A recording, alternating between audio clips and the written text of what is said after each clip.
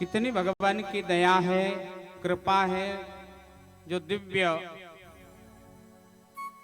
इस पंचकुंडात्मक यज्ञ में हम आहुति भी प्रदान कर रहे हैं, यज्ञ नारायण भगवान की परिक्रमा लगा रहे हैं, भगवान की कथा सुन रहे हैं। शास्त्रों में यज्ञ की बहुत महिमा बताई है। शास्त्रों में यहां तक आया है कि यज्ञ का धुआं भी लग जाए तो शरीर परम पवित्र हो जाता है, और कोई यज्ञ में बैठ जाए या यज्ञ की परिक्रमा लगा दे तो फिर क्या कहना, उसका जीवन धन्य हो जाता है।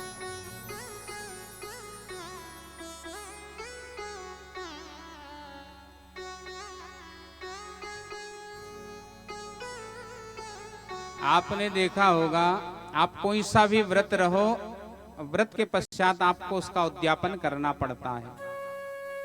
जितने भी व्रत आप रहते हो उसका उद्यापन करने के पश्चात ही उसका फल परिपूर्ण प्राप्त होता है। ऐसे ही कई जन्मों के सत्कर्म, कई जन्मों का किया हुआ कर्म और जो भी हमारे जन्म हुए उन सब का उद्यापन ये यज्ञ ही है, समझना। अगर यज्ञ हो गया तो आप कि जितने भी सत्कर्म थे वो परिपूर्ण रूप से आपको प्राप्त होंगे।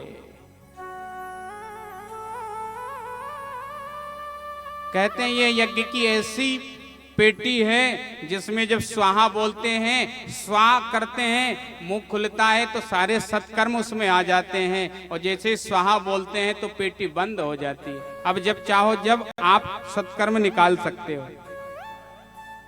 ये यज्ञ की महिमा है। जिस क्षेत्र में यज्ञ हो जाए वो क्षेत्र पावन हो जाता है, तीर्थ क्षेत्र बन जाता है। सारे तीर्थ इसी यज्ञ भूमि में आ जाते हैं, सारे देवता यज्ञ भूमि में आ जाते हैं। साक्षात भगवान यहाँ विराजमान हो जाते हैं। यहाँ जो पूजन कर रहे हैं उनसे पूछना, प्रातः जब पूजन होता है सबसे पहले भगवान गणेश जी का पूजन, षोडश मातृका जिसमें 16 देवियां हैं, वरुण कलश भगवान वरुण का पूजन, चतुष्षष्टि योगिनी 64 योगिनियों का पूजन, वास्तु पूजन जिसमें भी 64 देवता हैं,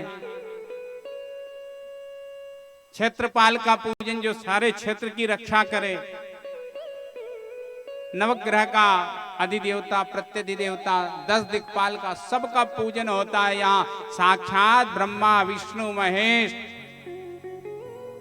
महाकाली, महालक्ष्मी, महासरस्वती, सारे देवताओं का पूजन होता है, सबका आवाहन होता है और सबके निमित्त आहुति दी जाती है। सारे देवताओं को तृप्त किया जाता है।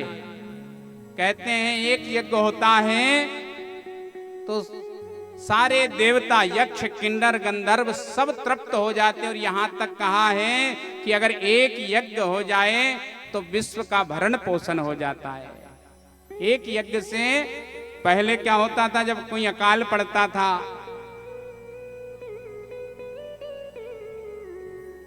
ऊसर भूमि हो जाती थी किसी पाप के कारण, किसी दुष्ट के कारण। अब प्रकृति में जब दोष उत्पन्न हो जाता था तो उस दोष के निवारण के लिए यज्ञ ही किया जाता था। यज्ञ सबसे श्रेष्ठ कर्म है। यज्ञ अनुष्ठान में सबसे श्रेष्ठ कर्म अगर कुछ माना है तो वो यज्ञ है। यज्ञ से बड़ा और कोई कर्म नहीं है, सबसे ऊपर।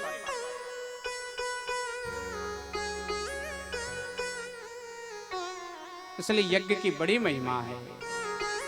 आपके क्षेत्र में ना जाने भगवान की कैसे कृपा हुई, नर्मदा मैया की कृपा की यहाँ इतना सुलभता से यज्ञ हो रहा है। जरूर ना कुछ बने तो यज्ञ की परिक्रमा जरूर लगाना, और परिक्रमा लगा लोगे तो भी आपका कल्याण हो जाएगा।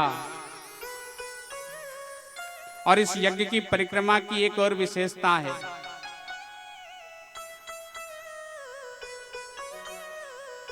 अभी 4-6 महीने पहले वैशाख हनुमान जयंती पर, अभी कुछ लोग उधर से आने वाले भी हमारे बहुत सारे ब्राह्मण देवता गए भी है। कोणदा में यज्ञ होता था, एक यजमान प्रतिदिन यज्ञ की 108 परिक्रमा लगाता था। उसके यहाँ कोई संतान नहीं थी, इसी कामना से विवाह के 10-12 वर्ष हो गए थे, लेकिन भगवान की ऐसी कृपा हुई, वहां 7 साल हो गए यज्ञ होते हुए, और पहले वर्ष ही उसने परिक्रमा लगाई थी तो भगवान की कृपा हुई और पुत्र का जन्म हुआ। ये यज्ञ की महिमा है। कहते हैं कोई परिक्रमा लगाते लगाते और जब भगवान का नाम लेते लेते कुछ कामना कर लेता है तो यज्ञ नारायण भगवान उसकी कामना पूर्ण कर देते हैं। किसी के शरीर में रोग हो और वो यज्ञ नारायण भगवान की परिक्रमा लगा ले, उसके रोग दूर हो जाते हैं। अरे यज्ञ में बैठने के लिए तो देवता भी ललाहित रहते हैं कि कब ऐसा अवसर मिले। देवता भी बड़े बड़े अनुष्ठान यज्ञादि करते हैं। और ध्यान रखना, आप कोई अनुष्ठान करोगे, तीर्थ यात्रा करोगे और कुछ भी करोगे तो देवताओं को उतनी चिंता नहीं होती है, देवता नहीं घबराएंगे। पर अगर यज्ञ आपने किया तो देवता घबराने लगते हैं, न जाने अब ये क्या कर देंगे, क्योंकि यज्ञ का फल ही ऐसा है। आपने सुना ना, आगे कथा आएगी, बलि ने जब सब यज्ञ का निश्चित किया तो देवता घबरा गए कि अब तो ये हमारा इंद्रासन छीन लेगा। और ध्यान रखना, अगर आपने एक परिक्रमा भी यज्ञ नारायण की लगा ली तो चाहे आपको कुछ क्षण के लिए स्वर्ग मिले, पर स्वर्ग के राजा जरूर बनोगे, ये निश्चित है। ये यज्ञ की महिमा है।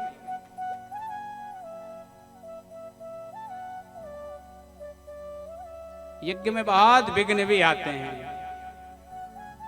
यज्ञ करना बहुत कठिन है। बहुत प्रयासों से, और संत जब कृपा करें, भगवान की कृपा होती है तब यज्ञ होते हैं। यज्ञ का नियम ब्राह्मण जानते हैं कितना कठिन है। यज्ञ पूर्ण हो जाए तो समझना आपका जीवन सफल हो गया। आपने देखा हमारे पास में एक यज्ञ हुआ था, गोंदा गांव के पंडित जी आचार्य थे, भागीरथ पंडित जी, बड़े विद्वान, बड़े मर्मज्ञ, बड़े ज्ञाता, बड़े जानकार, सब बात जानते थे।